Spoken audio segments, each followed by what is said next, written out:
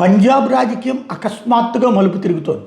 సుదీర్ఘకాలం పాటు ఒరిస్సా, పంజాబ్ లాంటి చోట్ల భారతీయ జనతా పార్టీ దెబ్బతినడానికి కారణం ఏంటంటే అక్కడ ఉన్నటువంటి బలమైన ప్రాంతీయ పక్షంతో, లైక్ ఆంధ్రప్రదేశ్లో తెలుగుదేశంతో సాగింది. మధ్యలో బ్రేక్స్ వచ్చి సాగడంతో అది ఎదుగుదల ఎలా ఆగిపోయిందో, ఆ రెండు రాష్ట్రాల్లో మాత్రం బ్రేక్స్ రాలేదు కానీ సుదీర్ఘకాలం కొనసాగింది.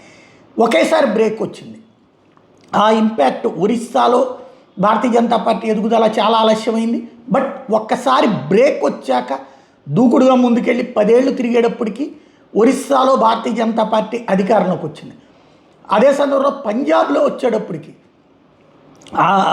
ఎవరైతే అక్కడ ఉన్నటువంటి అకాలీదళ్ పార్టీతో సుదీర్ఘకాలపు బంధుత్వ బంధనం, ఆ ఇంపాక్ట్ కారణంగా బలమైన నాయకత్వం ఎదగకపోవడం అలా అయిపోయింది. అయితే అకాలీదళ్ ఈ రైతు ఉద్యమాలని అడ్డం పెట్టి ఇప్పుడు అకాలీదళ్కి సంబంధించినటువంటి అసలు నాయకుడు పక్కకెళ్ళిపోయి పిల్లలు వారసులు అయిన తర్వాత బీజేపీతో తెగతెంపులు చేసుకుంటే తాము ఎదుగుతామనుకున్నారు. తీరా చూస్తే సర్వనాశనం అయిపోయారు. ఆ ప్లేస్ని ఒకప్పుడు కాంగ్రెస్ పార్టీ అకాలీదళ్ని తట్టుకోలేకనే తీవ్రవాద సంస్థ అయినటువంటి బింద్రన్ వాలే లాంటి వాడికి సపోర్ట్ చేసినటువంటి రోజులు ఉన్నాయి. అట్లాంటి స్టేజీ నుంచి అకాలీదళ్ బీజేపీతో కలిసి ఎదుగుతూ వచ్చి అది ఏ రోజైతే అయిపోయిందో ఒక్కసారిగా కాంగ్రెస్ అట్లాగే ఆమ్ ఆద్మీ పార్టీ అక్కడ పుంజుకున్నాయి.